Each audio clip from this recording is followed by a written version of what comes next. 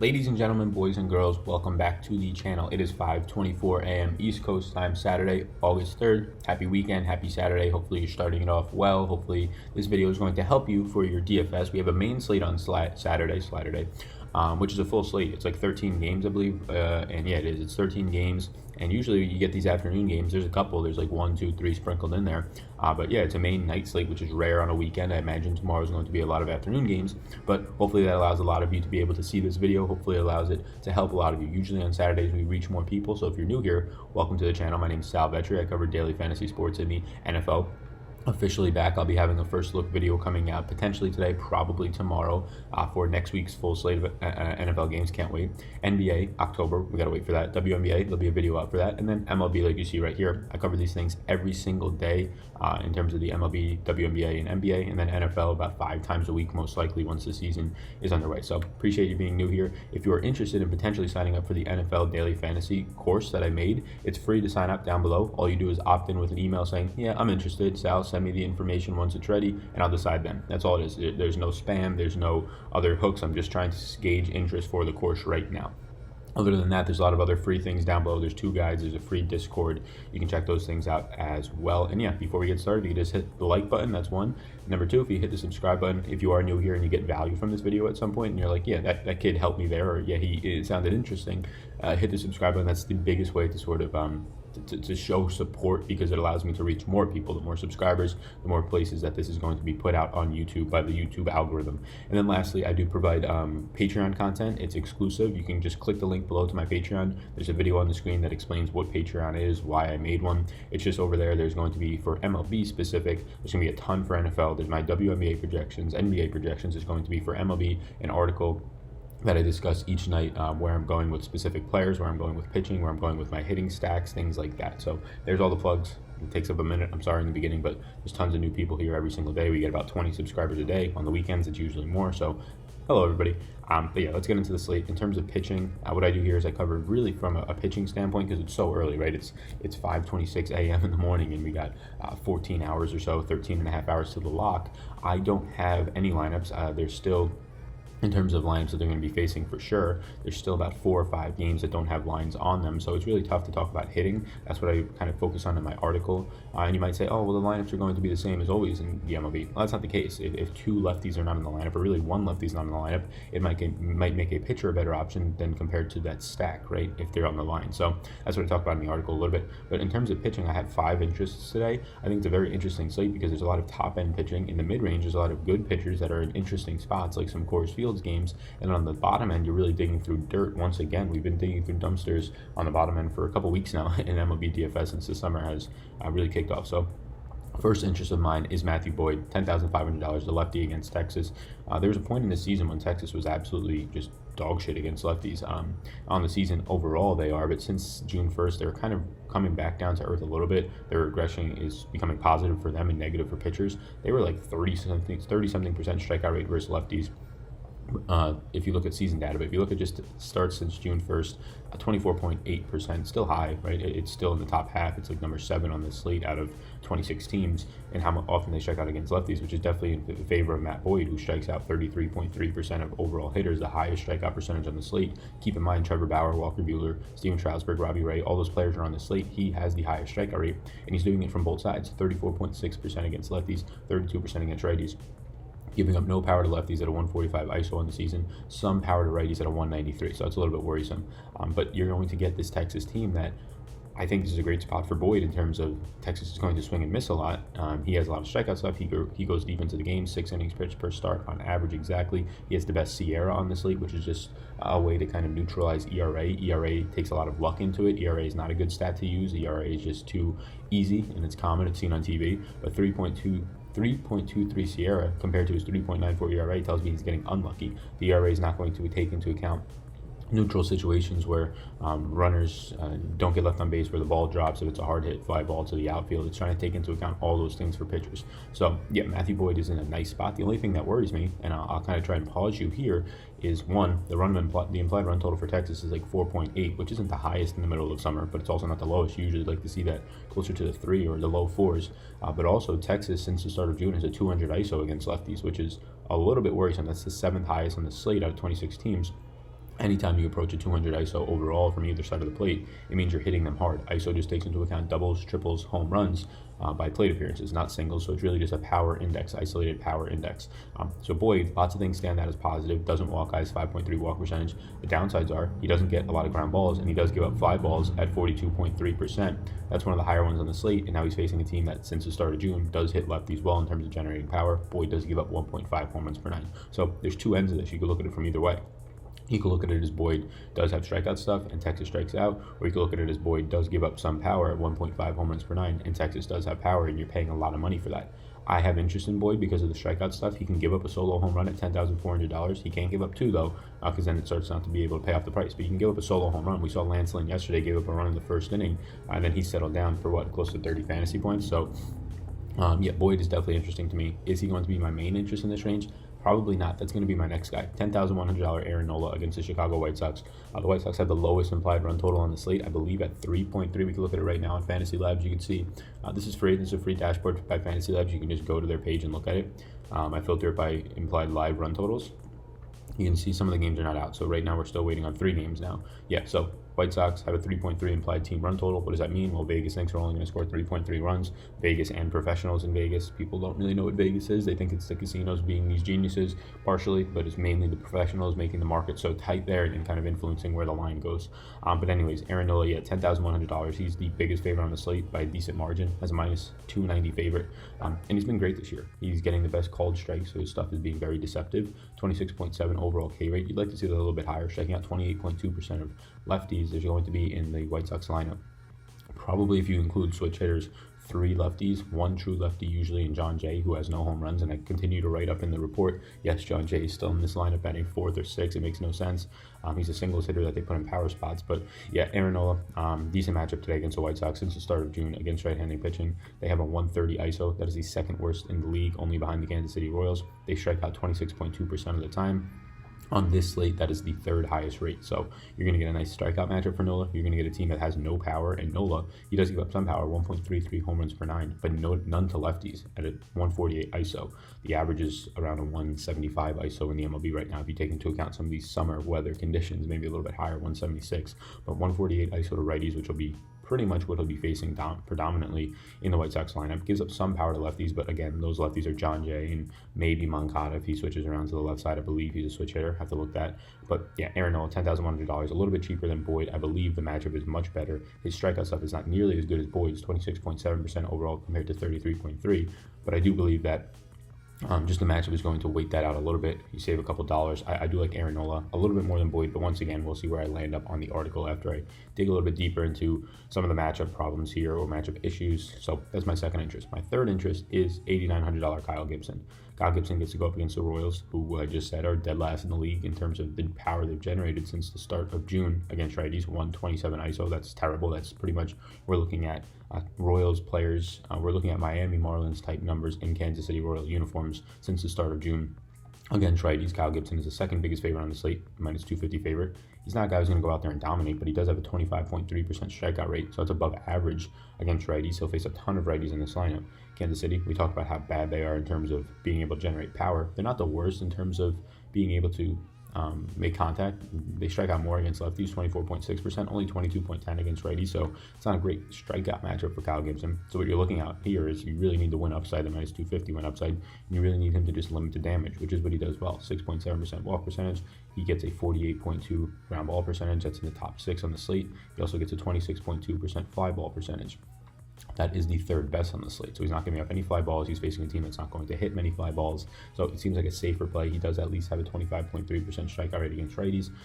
This is a type of spot where you can see him go 6 1/3, pick up 5 or 6 Ks, get the win, limit damage to a couple of hits in a run. So what you're looking at there is about a 20-point performance at 8,900. I feel fine with that. And I believe right now Kansas City has a very low implied run total as well. Yeah, Kansas City has, as of right now, the 2nd lowest. We're still waiting on 3 games, 6 teams, but a 3.93 implied run total. And the thing that I like to see is they started as a 4.3.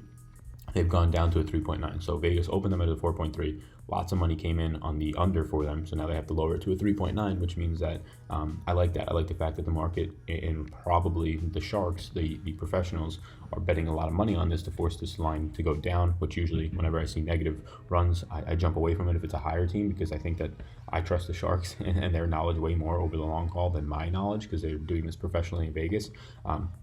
Whenever I see this number go up, so we can see some that have gone up drastically. That one went up by 0.3 if you're looking at this differential column. You can zoom in. So not many have gone up yet. I mean, obviously it's 5:30 in the morning, but if you see right here, 0.3 has gone up, so I would have a little bit more confidence. Their run total is still so low, the Diamondbacks, 3.8 to 4.1, but this is what I'm talking about. If this was on the upper end, if a team goes from 6 to 6.3 and they jump up here, then that's where I start to get more confidence, and that usually happens like an hour before lock, so many people don't notice it, but that's usually what's the tiebreaker for me in terms of where I'm going to stack or pick players from. So you can see right here already the Royals line's plummeting downwards, so this gives me more confidence in the Twins. It tells me that there's a lot more win upside there for Kyle Gibson, and that's a spot that I definitely want to target. His price point at 8,900, probably a little bit more expensive than I'm willing to pay, just due to the fact that the strikeout matchup is not the greatest. His strikeout stuff is not the greatest, but I do like the overall matchup in terms of limiting damage. The 4-point upside will provide you with pretty much virtually 2 more strikeouts if you do get there. So I do like Kyle Gibson for sort of a safe 20-point performance today with upside. So that's my third interest. My fourth interest is very scary. It's Madison Bumgarner. I get it. He's in Coors Field. He's 7,600, but there's a couple things to point out here that are very scary. It was John Gray and Mad Bum clearly stand out in this price range, in the 7K, the mid-range, because they're both quality pitchers who are priced down for playing in Coors Field. Now, usually the only way I'm going to have an interest in a pitcher in Coors Field is if indeed that's a high ground ball pitcher, low fly ball pitcher, which Mad Bum is evidently not. He does go 6.05 innings pitched per start. He has a 4.03 CRO, which is one of the better ones once you get out of that high 9-10K range. And again, he does give up 44.8% hard hit contact. That's the 4th highest on the slate. He does give up 37.7% ground balls. That's one of the lower ones on the slate. And then his fly ball percentage of 38.4 is a little bit higher than you'd like to see for a Coors Field pitcher. So, well, excuse me. So why do I have interest in Mad Bum? Well, there's a couple of reasons. One, he's had a lot of success against Colorado. This Colorado team against lefties is really putrid. 25% strikeout rate overall since the start of June, around an average ISO percentage. That's probably going to get bumped up once you're in Coors Field. On the season, lefties have not done anything against him. A 119 ISO, when he strikes out 30% of them, you'll probably get 3 lefties in his lineup today. But the main reason why is the context of the slate. Now, I don't think I get to Mad Bum a lot, but I wanted to provide a mid-range option. Now, the context of the slate, if we're talking about from $8,000 to, let's just call it $6,000, right? The $6,000 to $8,000 range, where do I feel confident? Well, going to Mike Fiers against St. Louis, it seems like a nice spot against St. Louis, but he's terrible. He has a 5.34 Sierra, pretty much a virtual tie for the highest in the slate. Doesn't strike anybody out. What that's telling me is that he's a pitcher who's just giving up every single thing possible and not getting swings and misses, putting the ball in play, and it's just not working in his favor. His 3.54 Sierra says he's getting really lucky. I don't have interest in Fiers. John Gray, if I'm going to go to this Coors Field game, sure, targeting the lower implied run total Giants is interesting. John Gray has had success against the Giants in San Francisco, but he's gotten smacked by them twice in Coors Field this year. So I'm not going to be going to John Gray. I'd rather go to my Mad Bum in the exact same game, a pitcher who goes deeper into the games, a pitcher who has similar to better strikeout stuff. You go down to Chris Archer, if you watch this stream at all, or this video, or this show at all, you know that I hate Chris Archer in terms of his fantasy pitching. I always target against him. If you think his 25.7% strikeout rate is interesting today, don't do it. That's what everybody was telling me last time. But Sally has a 26% K rate. He gave up like 7 runs in the first inning. I much like the Mets pitchers today. Brian Johnson off an injury against the Yankees, a pitcher who gives up a 282 ISO to righties against the Yankees team that is built on righty power. No thank you. So now we get the Mad Bum. Then you get Danny Duffy at 7,400 against Minnesota. Yeah, no thank you. The most powerful team in the league since the start of June against lefties, a 250 ISO against lefties since the start of June. Danny Duffy is a lefty. That's scary. Marco Gonzalez against Houston. Houston's implied run total is like the highest on the slate, I believe, at 6.2 maybe. Yeah, 6.2, tied with the Twins, and then Colorado 6, and Phillies are 5.8. So no thank you. Now we're already down to Dylan Bundy. Bundy becomes interesting because he strikes out 28.3% of righties, right? So this is a spot that maybe you get to, but when you look into it a little bit more, he's facing Toronto, who since the start of June has a 216 ISO, only strikes out 22% of the time. So not a favorable strikeout matchup. He gives up a ton of power to righties at 298 ISO, and this young Toronto team is built on righty power. Gurriel, Caban Biggio is a lefty, but Gurriel, Vlad Guerrero Jr., who's coming around now, Boacek, who just came up, Randall Grichich, right? Justin Smoke's a switch hitter. Freddie Galvis. So all these guys are going to have righty power. He gives up a ton of it. I get it. He has a 28.3% strikeout rate. That's the thing that you're kind of jumping towards down here. But his opponent isn't striking out a ton against right-handed pitching, and they're getting a lot of power generally from the right-handed side of the plate, which is where he gives up the most contact on the slate, or the most ISO on the slate. So no for Bundy. Dakota Hudson at 6,700, great ground ball pitcher, but doesn't do anything else for you. He might go 5 innings and get a ton of ground balls, but Oakland is really, really good against right-handed pitching. They don't strike out at all, under 23%. And they get a ton of ISO, over 200 ISO, so no thank you. Cal Quantrill seems interesting, 6,400 strikeouts up at 26.3 against righties, but he's going to face the Dodgers in their lefty-heavy lineup, so no thank you. He gives up a ton of power there. Felix Pena, we'll talk about him in a second, but now you're done. You're done with the 6 to 8K range. The only things that are even interesting to me there are John Gray, Mad Bum. I prefer Mad Bum to John Gray because it's cheaper in the exact same ballpark, works deeper into the games, and has had more success against Colorado. Colorado's worse against lefties, so I'd rather target that. San Francisco against righties has been improving since the beginning of the summer. So you can see it's not really a play on, oh yes, I want to play this guy in Coors Field. Against the Colorado team that has the 3rd highest implied run total of 6 runs. It's really more so a play on talent, because he's the only guy in this range that's going to average 6 innings pitched per start, the only guy between 6 and the 8K range. He's the only guy that's a nice a Sierra below 4. It's only him and Felix Pena, who we'll get to Felix Pena, in terms of having a 4.03 Sierra. Everybody else is well above that, well above 4.4, which is scary. Yeah, there's a lot of things not to like. The things to like are that the things not to like are clearly that he's in Coors Field, but if this game wasn't in Coors Field, it would be fantastic. So I'll try and just leverage that a little bit. Again, I get it. He gives a hard hit percentage. He's playing in Coors sitting. He's not a ground ball pitcher, but at least his opponent does strike out a ton. It's not a spot that I'm probably going to get to. I just wanted to provide a mid-range option. I don't think the mid-range is good at all today. I think that you're very much going to be choosing between maybe a dart in the Coors Field game. Lots of people be fooled by either Chris Archer or Dylan Bundy today. I wouldn't. I'd have the opposite sides. I'd have the Mets. I'd have Toronto. I have a lot of interest in both of those teams. And then maybe $6,200 Felix Pena will stand out to you. Not to me, but I have him in yellow because I wanted to talk about him. $6,200 Felix Pena against Cleveland today. It seems nice because he has a 26.4 strikeout rate against righties, 25% strikeout rate overall. But look at some of the other numbers. He gives up a ton of power to lefties, 241. Cleveland, since the start of June against right-handed pitching, has a 221 ISO. That is the 2nd highest on the slate, only behind the Atlanta Braves, and they don't strike out, 20.4% strikeout rate. So you already have a team that doesn't strike out, but they're also built on lefty power. Jason Kipnis is a lefty. Jake Bowers is a lefty. Tyler Nyquin's a lefty. You have Carlos Santana, Mercades, and Lindor, who are switch hitters who will bat from the left-handed side of the plate. So Felix Pena's strikeout stuff against righties is decent. Lefties is only 23.7, and he gives up a ton of power to them. So I don't have any interest really in Felix Pena. I get it. He can come in.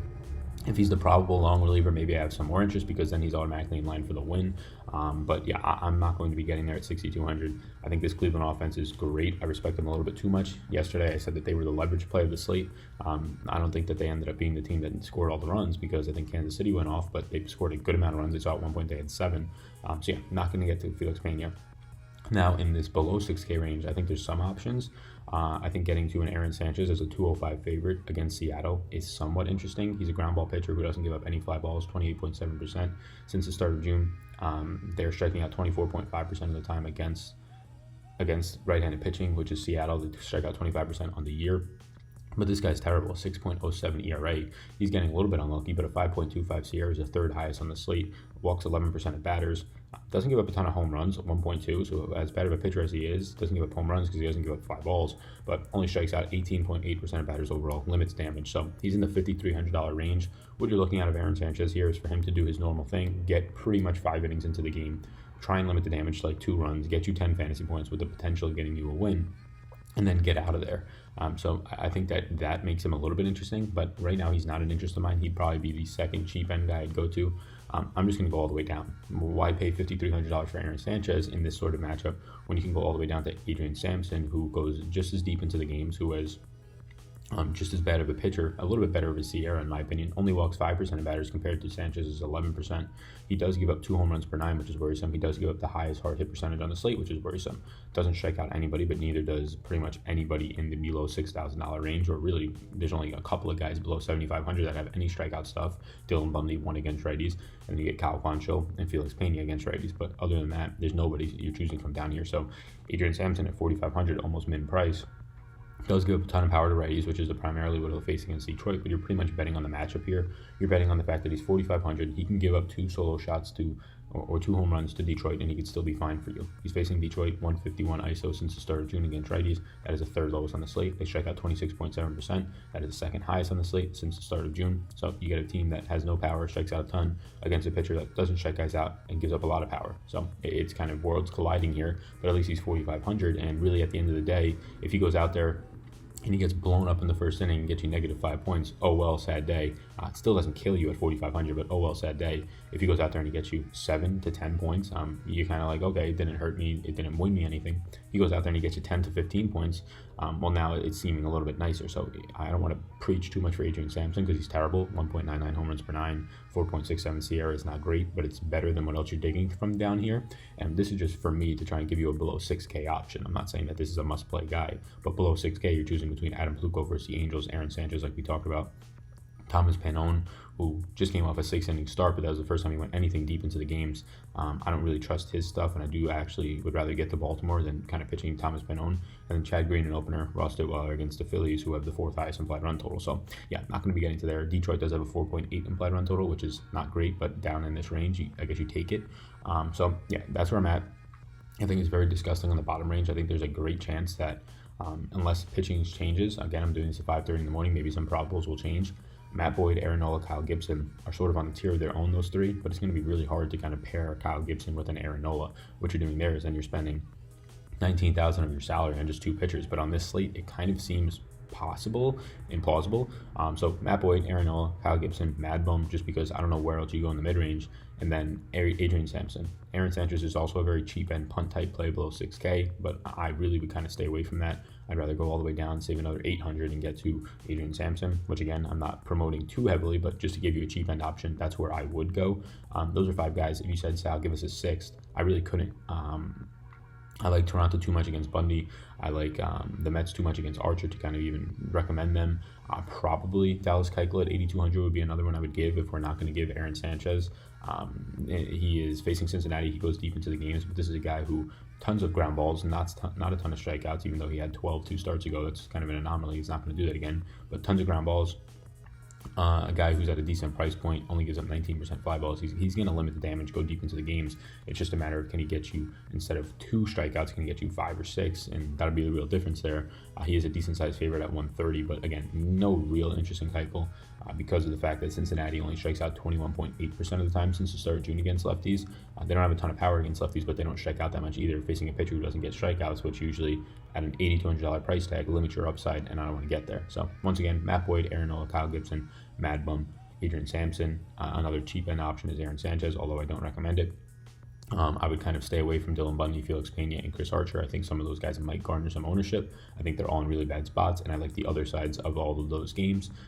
It's kind of ranking my interests as of right now early, and again, I'll do this in the article later. I'll bring more guys in, I'll take some guys out. It's going to be probably Aaron Nola and Kyle Gibson, and then Matt Boyd, and those 3. And then outside of that, it's really not wanting to get to much unless I realize that I really like some stacks and they're too expensive. Then I'll just punt with an Adrian Sampson or potentially an Aaron Sanchez. So that's where I'm at. If you want to know more about where I'm going with one-off hitters, power hitters, specific names, that'll be in the article. If you want to know more about my stacks, that'll be in the article. My fades of the day, that'll be in the article.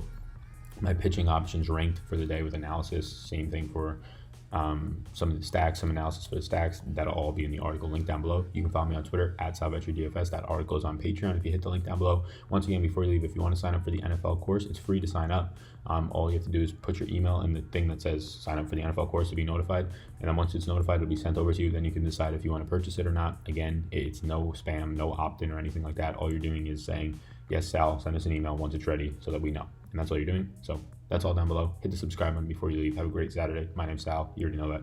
Peace out, gang.